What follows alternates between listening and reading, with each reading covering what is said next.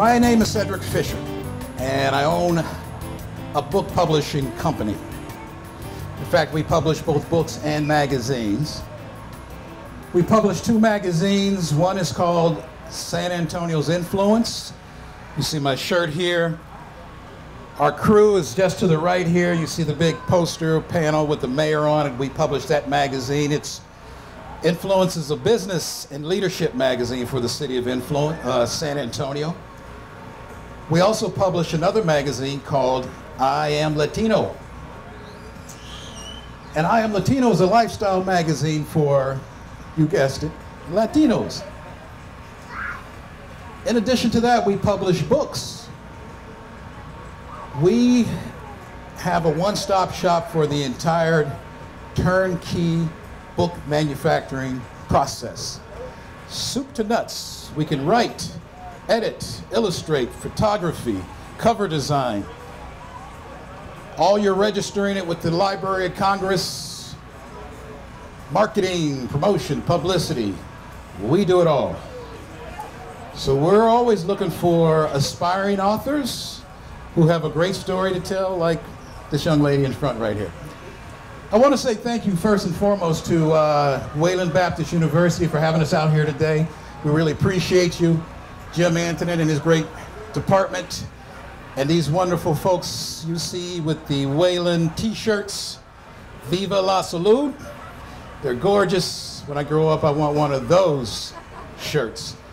I want to also say thank you to Christina Orozco, who is, she and I did the SA Living show. She gave me the privilege of sitting next to her last week to do the SA Living show. You might have recognized us from that show. She's got a great dynamic department. I can't remember all the names. I will soon, though. By the end of the day, guys, I'll know all your names. And we just appreciate you guys working with us.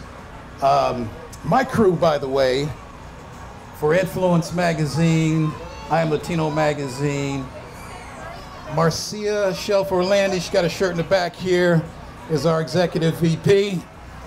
She's super dynamic and doing a lot of great creative stuff behind the scenes. In fact, our firm has been chosen as the city representative for the National Poor People's Campaign. Not sure if you guys are aware, when the Civil Rights Campaign had accomplished all the legislation and integration and everything else, Martin Luther King moved from the Civil Rights Campaign to the Poor People's Campaign. And that's when he was assassinated. So we've been chosen, Marcia's kind of leading that initiative to represent the National Poor People's Campaign. We also have Lily Almond, who is in her scooter there, wheelchair. She is our editor. So the lifeblood of any publishing operation is its editing. It's back office, behind the scenes, content and copy editing. Lily is fascinating. She's one of the best in the business. My background is 38 years in publishing, and I've worked in both of the largest markets in the country. Spent about 16 years in the New York metro area, 13 years in Los Angeles. I have had the privilege and honor of recruiting, training, developing tons of editors. A lot of them went on to do great work, became editors-in-chiefs at other magazines or documentaries or broadcast channels. Lily is one of the 3 best I've ever met. I happened to find her right here in San Antonio, Texas. And she is phenomenal. If you've ever read any of our publications, we got some magazines over there, you'll see how clean they are. They're just good, tight publications. Editing is our forte. In fact, we focus more on that than we do on packaging and all the other stuff. It's very critical. This is a very unforgiving business. You put something in writing, bad typos, grammar, punctuation, composition. If it ain't right, pages misnumbered, photo resolution, that type of stuff. Once it's in print, it's a permanent record, gang. There is no going back and cleaning it up. So we have a high standard of quality control to make sure before we put anything on the streets, it's tight. The credit goes to Lily. She's the person who gets most of that done. She's also a very established author herself and writer, and she's got 2 of her books on the table for sale today, and you guys go by and take a look, and she'll be happy to sign a copy of her book for you. Okay, since we got a few Christians in here this morning or this afternoon, I'm not going to turn this into a sermon, I promise you that. But I'm going to drop a little bit of scripture on you, but you're familiar with it. You okay with that? All right. Is everybody alive and awake, by the way? Can I hear a little cheer? Okay. Yeah, let's get some energy going. Some energy, some energy. All right. So, in the good book, Proverbs 3, 5, and 6 says, trust in the Lord with all your heart. By the way, that loses about 95% of Christians because we really don't go for God until we're in a crisis, right? Trust in the Lord with all your heart. And lean not on your own understanding, but in all your ways acknowledge him, and he'll make your path straight. You guys heard that one before? Huh? I'm sorry? That's in Proverbs. Proverbs 3, 5, and 6. Where's your Bible, Christina? Pull your Bible out. Get the app on your phone. You got to keep that Bible handy, right?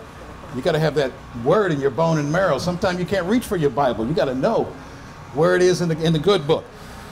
Psalms 37:4 says, delight yourself in me, and I shall deliver the desires of your heart. How about that? The desires of your heart. We worship a God. Again, I'm not going to turn this into a sermon. I'm just going to tell you about the God we worship, gang. At least the one I do.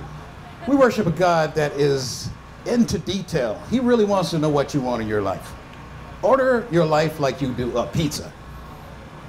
Really. I want her to look like this. I want him to be that. I want this over here, that big house. I want to drive that fast car.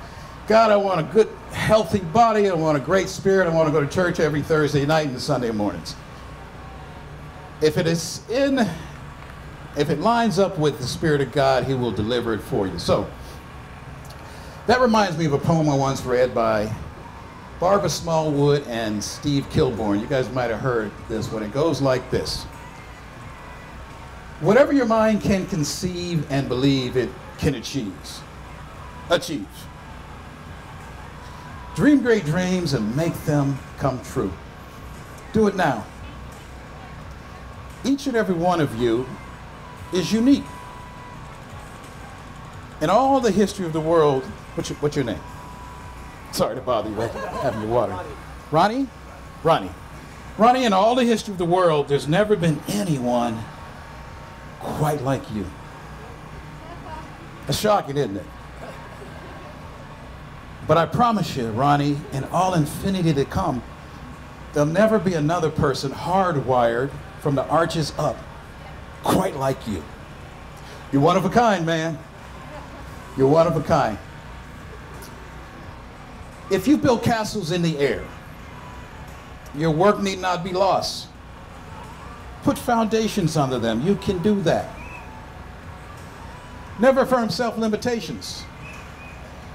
What you believe yourself to be, you are. I promise you. If you think you'll lose, guess what? You've already lost. It's that simple. To accomplish great things, you must not only act, but also dream. Need to plan, but also believe. That's a critical word right there. Believing is magic. You don't know what you can do until you try, right? Rest assured that nothing will come of nothing. If you don't go out on a limb, you guys ever notice how the most fertile piece of fruit is at the most delicate end of the limb? You got to go up there and out there to get it. If you don't go out on a limb, you're never going to get the fruit. It's that simple. There is no failure except in no longer trying. The greatest mistake is giving up. Again, you guys are dreamers. You ordered your life. You put in your order as you would a pizza. But that doesn't mean that from the start to the finish it's going to be easy. The greatest mistake is giving up. There's no failure in no longer trying, except in no longer trying. One of the things my crew will tell you is at the beginning of every year, we sit down and put our goals in writing. We write our goals out. So, hazy goals produce hazy results. We've all got to clearly define our goals. Write them down, make a plan for achieving them, set a deadline, visualize the results, and go after them. Just don't look back unless you plan to go that way. Defeat may test you, it need not stop you. In fact, if in fact you try and it doesn't work, we've heard this before, right? If at first you don't succeed, try and try again. Well, what if then you don't succeed? Try another way. Rest if you must, but you can't quit. For every obstacle in your life, there is a solution. Rest assured that as long as you don't quit on yourself or on whatever it is you're pursuing, God will open doors. He'll put breadcrumbs in your path. He'll show you the way. Even when you feel there's no way, He'll make a way. You have within you all the ingredients it's going to take for you to accomplish your goals. Success is an attitude. Get yours right. It's astonishing how short a time it takes that once you cast your desire, heart's desire, to the big guy upstairs, how quickly you'll realize your goal. So,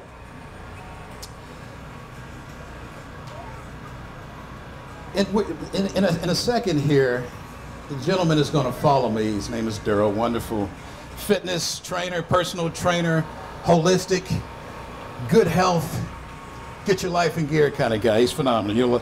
You'll love him. He's going to talk to you about making sure that you are taking good care of your body and your mind and the relationship between the heart and the mind. We've got some other good folks here who are in the business of good health. This is a family wellness and good health event, right? So I have a credo that I came up with some years ago that goes like this. Eat your vegetables. Take your vitamins. Get plenty of rest and plenty of exercise. Love your neighbor as your brother. Did you guys know that 8 of the 10 commandments have to do with how you treat others?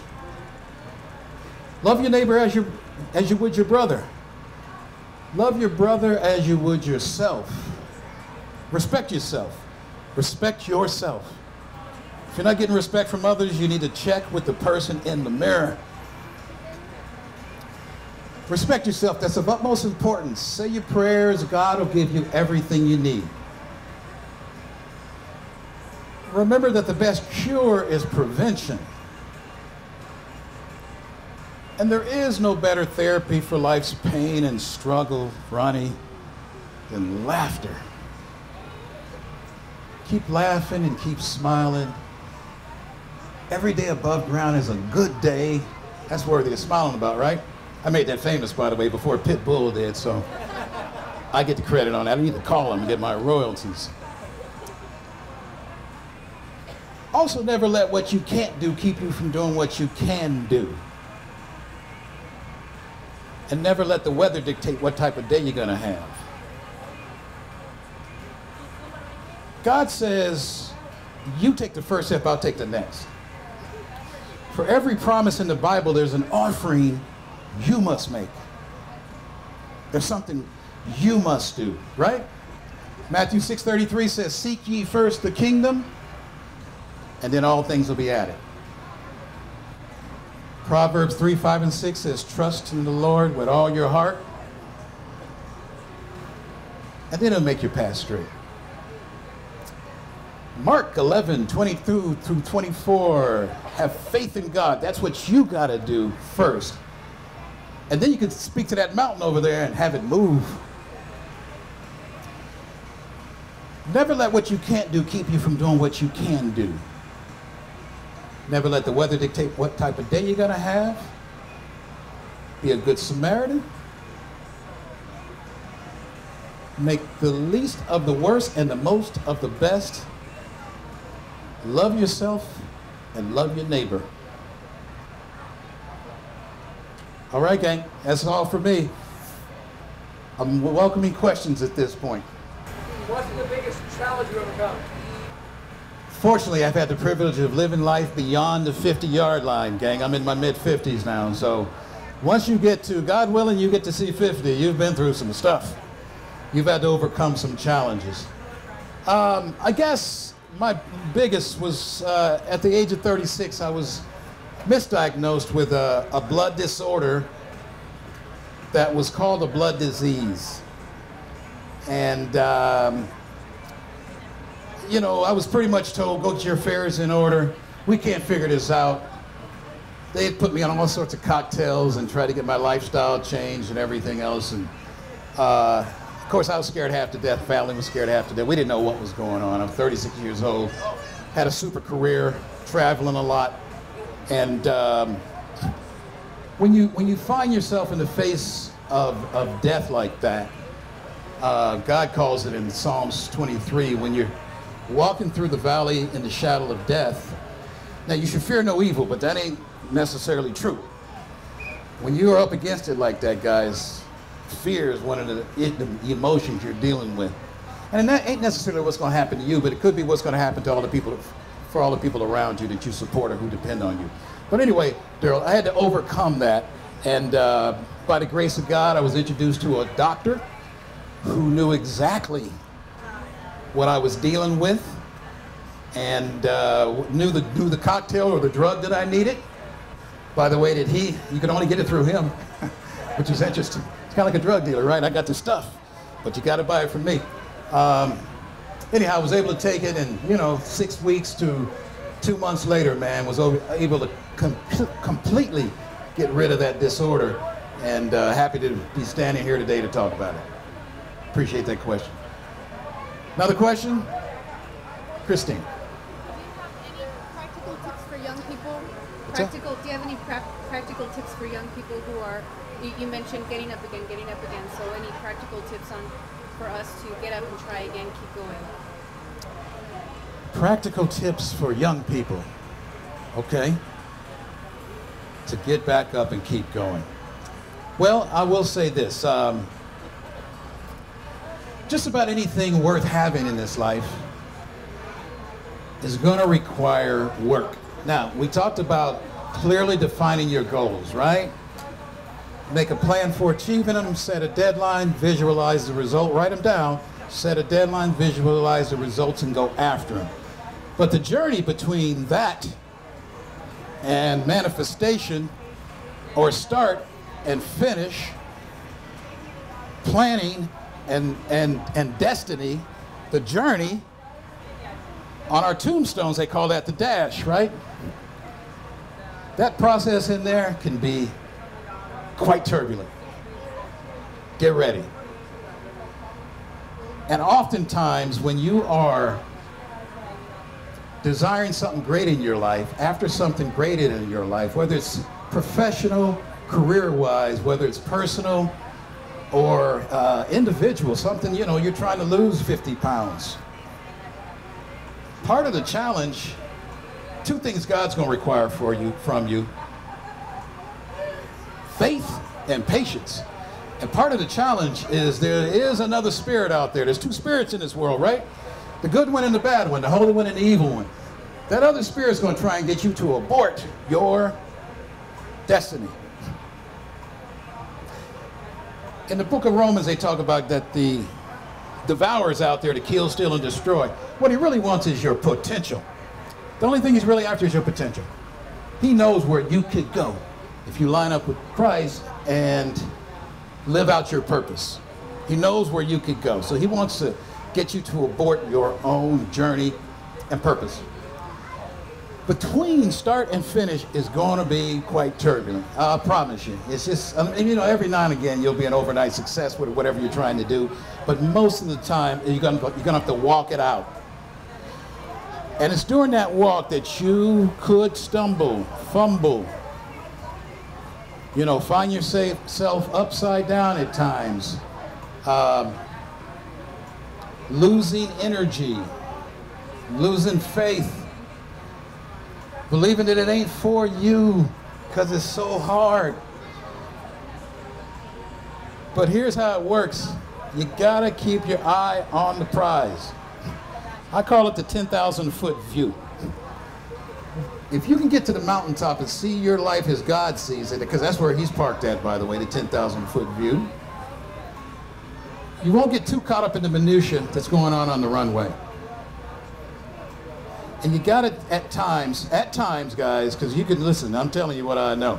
There'll be times where you're on a mission to get to where you're trying to go, and you'll wake up one day, you just don't feel like it.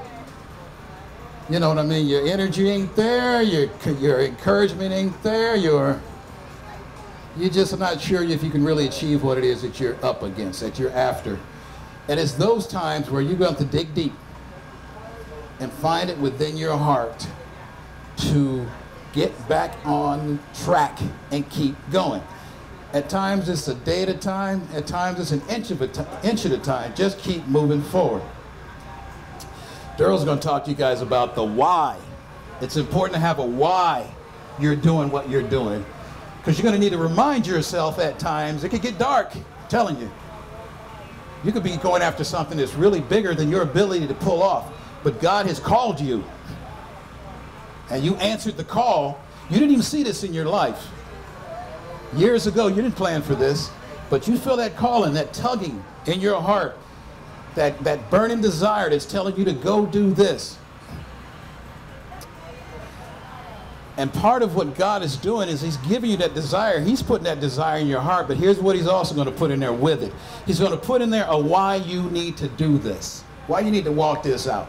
And I'm going to promise you, most of these kind of callings, by the way, are never going to be comfortable. It's not going to be something that you'll be able to do in your comfort zone. You're going to have to take a leap of faith. You got to step outside the box. You got to step outside your comfort zone to go walk that out. And then the challenge becomes the journey between starting and finish. And if you do fall, it's okay. Most of us that have achieved a level of accomplishment or greatness in our lives, we've got this checkered journey of stumbling and fumbling and failure and knees that are scraped up and everything else, but we get back up because our why tells us keep going. Here's why you're doing it. Whether it's for family reasons, health reasons, community reasons, spirituality, religious reasons, you get back on your feet and you keep going. So to answer your question, I think for anybody, young folks too, particularly younger individuals, because you guys have you haven't felt that tugging yet on your heart that's calling you for your purpose. God's still developing you, bringing you along to eventually put that call on your life to show you your destiny. He'll also put some breadcrumbs along the way too. You'll start seeing stuff, doing things that you're like, whoa, what's this? He's trying to walk you out when you start seeing that. He's not feeding you filet mignon quite yet, but he's giving you some breadcrumbs along the way. If you believe in the Master's plan, we all know the book of Romans, right? 8:28 says he brings all things together for our good, who love God according to his purposes, right? We've heard that one. All things work together for our good. Well, in 8:31 it talks about if God be for us, who can be against us? And in 8:32 it says our lives were predestined. I knew you before you were in your mother's womb. I was the one that created you for a purpose. So, that's the Master's plan, right? If you believe in the Master's plan, there will be times that you find yourself in places you never planned to go, but was always meant to be. Woo. You'll be trying to pull this way because you want to be a doctor, but he's pulling you in the other direction. Oh no, I need you over here. He typically will do it under grace, so he'll make a way, but that still doesn't mean it's going to be an overnight success or that it's going to be easy. The plane ride could be a bit turbulent, but buckle in, put on your full armor of God every day, seat belt, helmet. You'll be fine. We all have been down that same journey. Okay, well thank you guys, I appreciate your time.